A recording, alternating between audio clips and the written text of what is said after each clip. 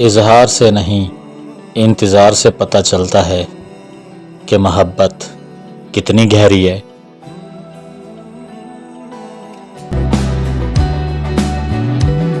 मैं आह भरूं तू हाय करे, बेचैन लिखूं बेचैन हो तू, फिर बेचैनी का काटूं तुझे चैन जरा सा हो